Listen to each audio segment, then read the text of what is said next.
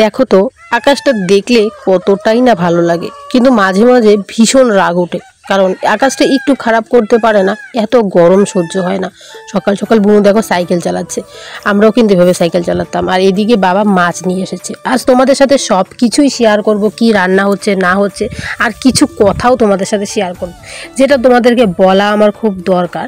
তো এখানে নিয়ে এসেছিল কাঁকড়া মাছ, আর বিকেল দিকে আকাশটা খুব খারাপ করেছিল। মানে আমার কথাটা একদম শুনে গেছে ভগবান, এত গরম সহ্যই হচ্ছিল না।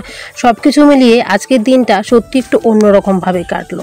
তো গুড মর্নিং বন্ধুরা, কেমন আছো তোমরা সবাই? আশা করি ভালো আছো, সুস্থ আছো। কোচবিহার জেলার এই ছোট্ট গ্রামটা থেকে আমি সোমা, তোমরা দেখছো সোমা পলক লাইফস্টাইল চ্যানেল। তো আমি আমার প্রত্যেক দিনের লাইফস্টাইলগুলো তোমাদের সাথে শেয়ার করি, ভালো লাগা খারাপ লাগা মন্দ সব কিছু শেয়ার করার চেষ্টা করি। সকাল সকাল মা চা বানিয়ে খেয়ে নিয়েছে, এখন আমার চাটা রেখে দিয়েছে, এটাকে আমি হালকা গরম করলাম। বেশি একটা চা আমি খাই না, মাঝে মধ্যে চাটা না হলেও চলে না, কারণ এটা আমার অভ্যাস, ছোট থেকেই চা খাওয়া একটা অভ্যাস। তো চা আর বিস্কুটের প্যাকেট নিয়ে বসে গেছি। আমার কিন্তু এখন একটা বিস্কুটে হয় না, 4টা 5টা 6টা 7টা করে বিস্কুটও লাগে সকালবেলা সন্ধেবেলা। তো সকালে কিন্তু এটা দিয়ে আমার ব্রেকফাস্ট শুরু হয়। তাছাড়া ঘরে বাদাম আছে, মানে কাজু বাদাম কাঠবাদাম, ওগুলো খাওয়া হয়। প্রত্যেক দিন খাই না, মাঝে মধ্যে ওগুলো খাই। আর এদিকে বাবা মাছ নিয়ে এসেছে, সকাল সকাল বাজার করে নিয়ে এলো। দেখো কি তোমরা এগুলো প্লাস্টিকে বুঝতে পারছো? এগুলো হচ্ছে কাঁকড়া মাছ, যেটা আমার ভীষণ ভালো লাগে। অনেক দিন থেকে বাবাকে বলছিলাম, আমাদের বাড়িতে তো মাছ মারার কেউ নেই, বাবাকে বলছিলাম বাজার থেকেই কিনে আনতে। তো বাবা বলে কি সেরকম নাকি বাজারে ওঠেই না। উফ, আমার মনটা পুরো শান্তি হয়ে গেল মাছগুলো দেখে। দেখো এখানে আছে 25 টাকার মাছ, কাঁকড়া মাছ। উফ এগুলো কিন্তু নদীতে খুব পাওয়া যায়।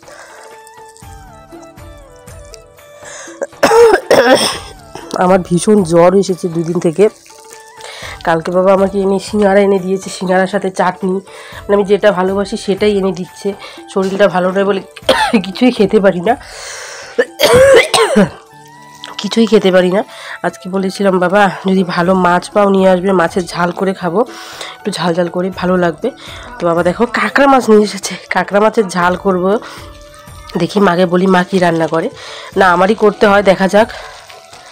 কারণ তোমরা অনেকেই না আমাকে একটা কমেন্ট করো, মানে সত্যি তোমাদের এই কমেন্টটা দেখে আমার না খারাপ লাগে মাঝে মাঝে, যে শুধু তুমি কেন বাড়িতে কাজ করো, তোমার মা কেন করে না।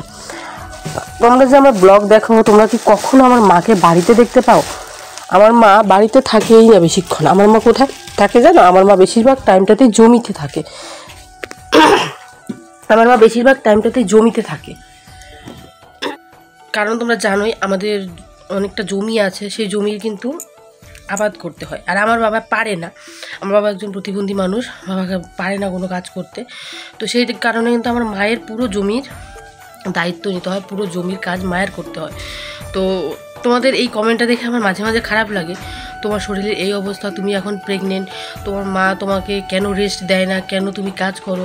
আমি কাজ করার মধ্যে কতটুকু করি জানো? 2-একটা কাপড় যদি থাকে, বড় বড় কাপড় ধুই না, ছোট ছোট কাপড় ধুই, ঘর মোছা, ঘর ঝাড় দেওয়া আর রান্না, তাছাড়ার কোনো কাজই কিন্তু আমি করি না। আর মাঝে মাঝে উঠানটা ঝাড় দেওয়া। দেখো আমি যে প্রেগনেন্ট, এই অবস্থায় যদি আমি আমার শরীরটাকে একটু কাজের মধ্যে লাগাই তাহলে অনেকটা ভালো।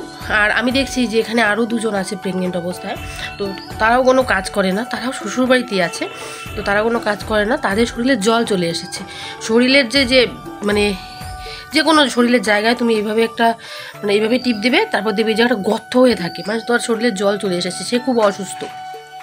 আর দেখো আমার পুরো শরীর, আমি পুরো সুস্থ, মানে আমার এরকম এখনও কিছু হয়নি, ভগবানের আশীর্বাদে তোমাদের ভালোবাসায় এখনও কিছু হয়নি। তো আমি নিজের শরীরটাকে কাজের মধ্যে রাখি থেকেই কিন্তু দেখো আমি সহজে কিন্তু কোনো রোগে পড়ি না, বা সহজে কোনো কিছুর মধ্যে আক্রান্ত হয়ে যাই না। তো সেদিন আমি গেছিলাম আলট্রাসোনোগ্রাফি করতে, সেখানে এসির হাওয়াতেই কিন্তু আমার সর্দি লেগেছে, জ্বর উঠেছে। নাহলে কিন্তু অনেক দিন থেকে আমার জ্বর সর্দি কাশি কিচ্ছু হয় না। আমি আমার শরীরের এই প্রেগনেন্সির ওষুধ ছাড়া অন্য কোনো ওষুধ কিন্তু এই যে 6টা মাস হয়ে গেল আমি খাইনি। এখন শুধু জ্বরের ওষুধটা আমার খেতে হচ্ছে, একদম কম পাওয়ারি ওষুধ। তাহলে দেখো আমার শরীরটাকে কিন্তু আমি অনেকটা কাজের মধ্যে রাখছি, এটাই তো ভালো হয় না, শরীরটাকে কাজের মধ্যে রাখবে। আর কোনো মাই কোনো মেয়েকে জোর জবরদস্তি কাজ করায় না। আমার মা তো আমাকে কোনোদিনই কাজ করতে বলে না, আমার মা সবসময় বলে তুই রেস্ট নে। আর দেখো আমার মায়েরও 2টা বাচ্চা হয়েছে, আমি হয়েছি, ভাই হয়েছে, মা আমাকে শুধু ওইটুকু বলে নিজের শরীরটাকে একটু নাড়াবে, একটু হাঁটা চলা করবি, তাহলে দেখবি তো নর্মাল ডেলিভারির একটা মানে থাকবে, আশা থাকবে। আমার ইচ্ছে যে আমি সিজার করতে পারবো না, দেখো আমার শরীরে অতটা শক্তি নেই যে আমি সিজার করবো, তারপর সারাটা জীবন আমি আমার কোমরটা নিয়ে ভুগবো, সেটা আমার ইচ্ছে নেই। কিন্তু এখন সব কিছু ওপরওয়ালা হাতে, আমার হাতে তো কিছু নয়, সব কিছু হচ্ছে ওপরওয়ালা জানে। যদি তার ইচ্ছে যদি সিজার হয় তো তার ইচ্ছে হবে, আর যদি আমার শরীরে শক্তি দিতে আমি পারি তাহলে আমি নর্মালি নেব। আমার প্রচণ্ড ইচ্ছা আমি নর্মালি নেব, এর থেকে আর বড় আমার জীবনে কিচ্ছু ইচ্ছে নেই। যখন থেকে আমি শুনেছি আমি প্রেগনেন্ট তখন থেকে আমার ইচ্ছে যে আমি আমার বেবিটাকে আমি নর্মালে নেব। কিছুক্ষণ কষ্ট করবো, 2 দিন কষ্ট করবো, কিন্তু আমি সারাটা জীবন আমি ভালো থাকবো। আমার মা, আমার জেঠি, আমার বড়ো জেঠি যারা আছে সবাই কিন্তু এই নর্মালি বেবি নিয়েছে। তো তারা দেখছি সব রকম কাজ করে, জমির কাজ সব করে, কিন্তু আমার পাশের বাড়ি 2টো বৌদি আর পাশের বাড়ি 2টো কাকি সিজারে নিয়েছে। তো তারা কোনো রকমই কাজ করতে পারে না, কোমর ব্যথা এটা সেটা। তো একদিকে দেখো আমার শ্বশুরবাড়িতেও কিন্তু সেরকম বেশি লোক নেই, আমার তো শ্বশুরবাড়িতে যেতেই হবে, এরকম যে না আমি এখানেই বসে থাকবো সারা জীবন এখানে থাকবো এটাও কিন্তু না, আমার শ্বশুরবাড়িতে যেতেই হবে। এবছর না পারি পরের বছর আমি আমার ঘরটা কমপ্লিট করে আমি শ্বশুরবাড়িতে যাবো, কিন্তু সেখানে দেখো আমার শাশুড়ি মা নিরামিষ ভোজি, তিনি মাছ মাংস ধরেন না, টোটাল সংসারের কাজটা আমাকে সামলাতে হবে। দাদা যতদিন বিয়ে না করছে, বাড়িতে আরেকটা বউ না আসছে, ততদিন কিন্তু পুরো সংসারটাই আমার দায়িত্বে চলবে, আমি সামলাবো সংসারটাকে। মায়ের তো সবসময় শরীর ভালো যায় না, বাবাও তো সেরকম অসুস্থ, বাবারও শরীর ভালো যায় না, তো আমার তো কাজগুলো করতে হবে। আমি যদি এখন আমার কোমর ব্যথা নিয়ে আমি উঠান ঝাড় দিতে না পারি, কাপড় চোপড় ধুতে না পারি, কোনো কাজই যদি করতে না পারি, তাহলে নিজেরই একটা খারাপ লাগবে যে বয়স্ক মানুষগুলো বাড়িতে আছে, আমি কিছুই করতে পারছি না, তো নিজেরই খারাপ লাগবে। তাই তোমাদেরকে বলি যে কোনো মা কোনো মেয়েকে কিন্তু এইভাবে জোর জবরদস্তি কাজ করায় না। আমি আমার নিজের ইচ্ছায় কাজ করি। তোমরা যে কমেন্টগুলো মাঝে মাঝে করো না, আমার সত্যি হাসি পায়। আর এই কমেন্টগুলো যখন আমার মা দেখে তখন আমার মা বলে যে তো কিছুই করতে হবে না, মানুষ খারাপ বলে এটা সেটা, তুই কিছু করিস না, আমি তো তোকে কাজ করতে পারি না। আমার মাও কিন্তু ভীষণ কষ্ট পায় এই কমেন্টগুলো দেখে। আমার মা আমার প্রত্যেক দিনের ভিডিও দেখে, ভাইয়ের মোবাইল দিয়ে প্রত্যেক দিনের কমেন্টগুলো পড়ে, কে কীরকম কমেন্ট করছে। আমার মায়েরও খারাপ লাগে, মানুষটা সারা দিন জমিতে কাজ করে গাধার মতো খেটে এসে তারপর তার এই কথাগুলো শুনতে হয়, খারাপটা অবশ্যই লাগবে। তো চলো এই কথাগুলো তোমাদেরকে বললাম, কারণ এই কথাগুলো তোমাদেরকে বলার খুব দরকার ছিল। দেখো আমি আবার মালা খুলে রেখেছি, আমার গলার মধ্যে আবার হয়েছে এগুলো, কারণ কয়েকদিন থেকে গরমটা বেশি পড়ছে। আর এই টাইমে না জ্বর হলে কি হয়, ঠান্ডাও লাগে গরমও লাগে, দুটো একসাথে, ভীষণ কষ্ট হয় এই টাইমের মানে গরমটা। তো মালা খুলে রেখেছি, কালকে কানেরগুলোও খুলে রেখেছিলাম, কারণ কানের না একদম প্রচুর চুল কাটছিল। তো মা বললো কি একদম সব কিছু খুলে রাখতে নেই, গর্ভবতী মেয়েদের কিন্তু মানে সধবা মেয়েদের কিছু পরে রাখতে হয়। তো যে হালকা একটু সিঁদুর রয়েছে, সকালবেলা ঘুম থেকে উঠে এগুলো মুখ টুক ধুতে ধুতে না সিঁদুরটা চলে যায়। আর অতিরিক্ত ঘামের কারণে কিন্তু আমার সিঁদুর থাকে না। তো দেখো তোমাদের সাথে কথা বলতে বলতে পুরো এদিকে ঘাম পড়ছে, আমি অতিরিক্ত ঘামি। তো সেই কারণে আমার কপালের টিপ বলো সিঁদুর বলো এই গরমের দিনে কিছুই থাকে না। তো এই যে চলে যায়, আর হালকা অল্প পরিমাণ সিঁদুর রয়েছে। তোমরা অনেকে বলবে দিদিভাই তুমি কেন সিঁদুর পরো না, সিঁদুর কিন্তু পরেছি, এটা চলে গেছে। আর এখন কিন্তু চান করিনি, আমি শুধু কাপড়টা পাল্টে নিয়েছি। আর এই শরীরে সিঁদুরটা পরা ঠিক না, মানে এটা বলতে গেলে চান যতক্ষণ না করবো ততক্ষণ শরীরটা বাসিই থাকে। আর আমার বাড়িতে তো এইসব নিয়ম নেই যে বাসি শরীরে রান্না করা যাবে, এটা কিচ্ছু নিয়ম নেই আমার বাড়িতে। আমার বাড়িতে আমি মেয়ে থাকতে যেমন ছিলাম এখনও ঠিক সেরকমই আছি। তো চলো বাবা তো মাছ নিয়ে এসেছে আজকে, আমি খুব খুশি। এখন আমার বিছানাপত্রগুলো গোছানো বাকি আছে, বিছানাপত্রগুলো গোছাবো, গুছিয়ে তারপর দেখি রান্নাঘরে আসবো। আর কালকের থেকে আজকে শরীরটা একটু ভালো আছে, কালকে প্রচুর জ্বর এসেছিলো শরীরে, 102, সারাটা দিন জ্বর ছিল। আর এই গরমের মধ্যে সারাটা দিন আমি ধরপড় করেছি। আর আজকে শরীরটা একটু ভালো, একটু কাশি হয়েছে, আর কিচ্ছু না, সর্দিও কমে গেছে, শুধু কাশিটা রয়ে গেছে। তো চলো আমি ঝটপট করে বিছানাটা গুছিয়ে এসে মাছের এদিকে এসে দেখি আজকে মা মাছটা দিয়ে ঠিক কী করে। আমি তো কাঁকড়া মাছ কাটতে পারি না, তবুও চেষ্টা করে দেখবো যে পারি কি না।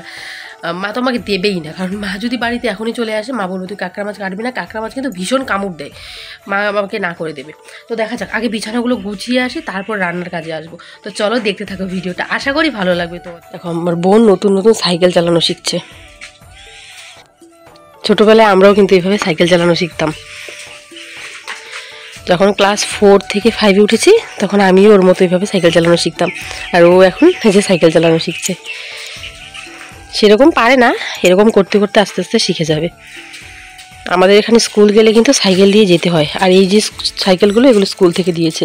এটা আমার সাইকেল, আমি এটা আমার যে জ্যাঠাতো বড় বোন আছে ওকে দিয়েছি। আর ওই সাইকেলটা দিয়ে ও চালানো শিখছে। এই দেখো বিছানা গোছানো আমার কমপ্লিট হয়ে গেছে। এখন শুধু বিছানাটাকে ঝাড় দেবো। এখন না মশারি করি না, প্রচুর গরম। এই গরমের মধ্যে মশারি করলে ফ্যানের হাওয়াটা ভেতরে ঢোকে না। সারা রাত এই যে এটা জ্বালিয়ে ঘুমাই, গুড নাইট, এটা জ্বালিয়ে সারা রাত ঘুম হয় আমাদের। আর এখানে তো আমি আর বোন থাকি, আর এখানে ভাই। পুরো ঘরের মধ্যে কিন্তু মশা আসে না। তো চলো, আমার বিছানা গোছানো হয়ে গেছে, এখন যাব রান্নাঘরের কাছে। তো তার আগে আবার দেখাই, বোন না এখানে সাইকেল চালানো শিখছে। আমরা যতগুলো ভাই বোন আছি সবাইকে কিন্তু আমার বাবা সাইকেল চালানো শিখিয়েছে। আর বোন এখন একাই শিখছে, বাবা নাকি এখনই ধরবে। আর আমাকে না, আমার প্রথমবার আমার বাবা আমাকে সাইকেল দিয়ে বলেছিল, যেই দিন নিজের বাড়ি থেকে মামার বাড়ি পর্যন্ত সাইকেল চালিয়ে যেতে পারবি সেদিন তোকে সাইকেল কিনে দিব। সত্যি, যেদিন আমাদের বাড়ি থেকে মামার বাড়ি পর্যন্ত আমি সাইকেল চালিয়ে গেছি, তারপরের দিনই আমাকে বাবা সাইকেল কিনে দিয়েছিল। এই সাইকেলটা, মানে যে গোলাপি সাইকেলটা, এটা না আরেকটা ছিল ওটা। কাকা ডাক দে।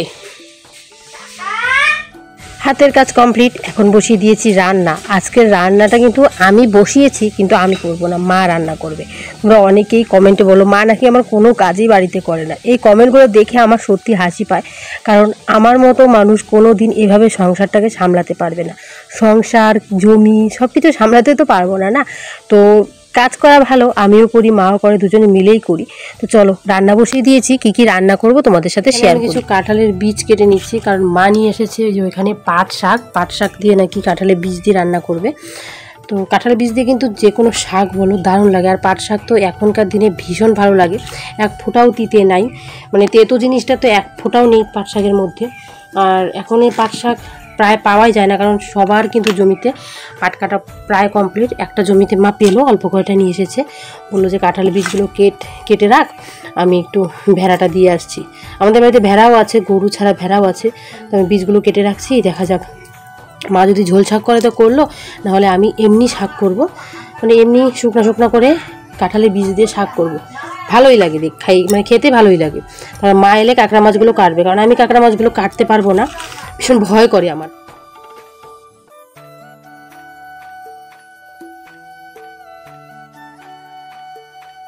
কিছুটা পরিমাণ কাঁঠালের বীজ কেটে রাখছি।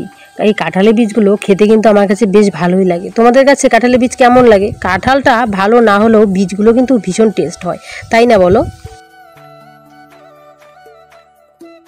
বাবা নিয়ে এসেছে কাঁকড়া মাছ, আর কাঁকড়া মাছ দেখে আমাদের বাড়িতে সবাই ভয় পায়, আমার মাও কিন্তু ভীষণ ভয় পায়। তো দেখো এখানে কাঁকড়া মাছগুলো মা খুলতেই ভয়ে একদম চিৎকার মেরে উঠেছে যে এই মাছগুলো এনেছো, আমি তো কাটতেই পারি না। বাবা বললো যে বুড়ি খেতে চেয়েছে, আমার বাবা কিন্তু আমাকে ভালোবেসে বুড়ি বলে ডাকে। তো বুড়ি খেতে চেয়েছে তাই মাছগুলো এনেছি, চল দুজনে মিলে কাটি। আমিও পারি না, আমার মাও পারে না। বাবা কিন্তু আবার কাঁকড়া মাছগুলো ভালোই পারে, মানে কাঁকড়া মাছের পাগুলো তো ছাড়াতে হয়, সেটা বাবা ভালোই পারে। তো কোনোদিন আমি দেখিনি সত্যি বাবা এইভাবে মাছ মাকে কেটে দিতে, কারণ তোমরা জানোই বাবা কিছুই করতে পারে না। তো এখন দেখছি যে আমার জন্য আমার বাবাও কিন্তু মাছ কেটে দিচ্ছে। বাবা এখানে চলে এসেছে আর মাছগুলো দৌড়ে চলে যাচ্ছে, সেটা দেখে আমার মা চিৎকার শুরু করে দিয়েছে, ভীষণ ভয় পায়। আমিও কিন্তু ভীষণ ভয় পাই। খেতে যেটা ভালো লাগে সেটা কিন্তু সত্যি অনেকটা ভয়ানক। দেখো মার কিন্তু এই মানে কাছে চলে যাচ্ছিল। আর বোনও দেখছি ভীষণ সাহস, আমার যে জ্যাঠাতো বোনটা আছে বড় বোন, তারও দেখছি ভীষণ সাহস, সে কি সুন্দর কাঁকড়া মাছগুলোকে ধরে ফেলছে। আমি কিন্তু পারছি না, কারণ আমার ভয় করে। আর মা বলছে যে তুমি পাগুলো ভেঙে ভেঙে দাও, আমি কাটছি। পাটা ভেঙে দিলে তখন কিন্তু আর ভয় থাকে না কাঁকড়া মাছের। আর এইরকম মাছ তোমরা কারা কারা খেয়েছো আর কাদের সব থেকে প্রিয় এই মাছগুলো অবশ্যই জানিও। আমার কাছে ভীষণ ভালো লাগে কাঁকড়া মাছ, চিংড়ি মাছ, ওগুলো কিন্তু সত্যি সহজে পাওয়া যায় না আমাদের এদিকে। আমাদের এখানে বেশিরভাগ লোকেই যখন নদীর জল শুকিয়ে যায় তখন কিন্তু কাঁকড়া মারে, আর বিক্রি করে না বেশি, হঠাৎ কেউ কোনোদিন বিক্রি করে। আজকে বাবা বাজার থেকে পেলেও নিয়ে এসেছে। আমি অনেকদিন আগেই বাবাকে বলেছিলাম বাবা কাঁকড়া মাছ পেলে আনবে তো। তো বাবা কিন্তু ওই যে আজকে পেয়েই নিয়ে এসেছে। আর এখানে বেশি না 20 টাকার কাঁকড়া মাছ আছে, না 20 টাকা না 25 টাকার কাঁকড়া মাছ আছে। বাবা বললো যে বেশি আনিনি, অল্প পরিমাণে ছোট বড় মিশিয়ে দিয়ে দিয়েছে, নিয়ে এসেছি আমাদের জন্য এই মাছগুলো। আর মামার বাড়ি মামা টাকা দিয়ে দিয়েছিল বাবাকে, ওদের জন্য আলাদা মাছ নিয়ে এসেছে। তারা এই কাঁকড়া মাছগুলো খায় না। তারপর শোনা গেল যে আমার দিদি খুবই ভালোবাসে, মানে বড়দি খুবই ভালোবাসে। তো পরের বার যখন পাবে তখন বলছে যে দুবারির জন্যই নিয়ে আসবে। সত্যি কাঁকড়া মাছ খেতে যেমন ভালো লাগে সেরকম কিন্তু ভীষণ ভয়ানক। ওই কাঁকড়া মাছের যে মানে দাঁতগুলো আছে, যেগুলো আমরা পাই বলে ওদিকে, ওগুলো ভাজা খেতে কিন্তু বেশ ভালো লাগে, কুড়মুড় করে খাও, দারুণ লাগে। তাছাড়াও কিন্তু কাঁকড়া মাছের সেই পাগুলো ছুঁতেই কিন্তু অনেকটাই খারাপ লাগে, মানে অনেকটাই ভয় লাগে। আর এদিকে দেখো বাবা একটা একটা করে তুলছিল, তুলে পাগুলো ভেঙে ভেঙে কিন্তু দিচ্ছিল মাকে। বাবাও ভয় পাচ্ছিল সত্যি।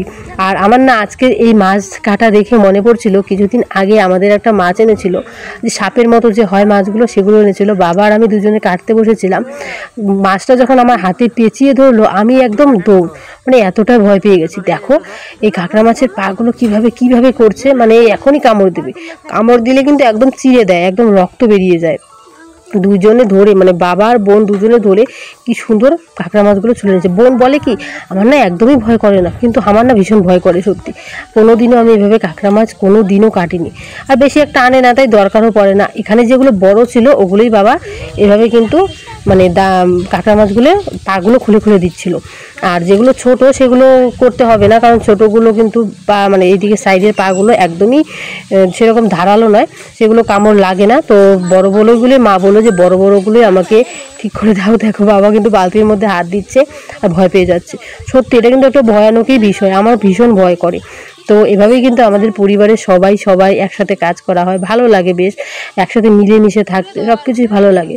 তাই আমি তোমাদেরকে অনেককেই বলি, দেখো নিজেদের সংসারে একটু মন দেওয়ার চেষ্টা করো, মানুষের সংসারে খুঁটি নাটি বের না করে নিজেদের সংসারগুলো দেখো। তোমাদের সংসারেও কিন্তু অনেক ভেজাল আছে, অনেক ক্যাচাল আছে, কিন্তু আমাদের সংসারে যে ভেজাল ক্যাচাল আমি সেগুলো সোশ্যাল মিডিয়াতে তুলে ধরি না, কারণ আমি পছন্দ করি না আমার সংসারটার ভেজাল ক্যাচালগুলো আমি সোশ্যাল মিডিয়ায় তুলে দিই। আমি চাই আমার সংসারের ভালো কাজগুলোই আমি সোশ্যাল মিডিয়ায় তুলি, যেগুলো দেখে অনেকেই ভালোভাবে, অনেকেই ভালো মনে করবে।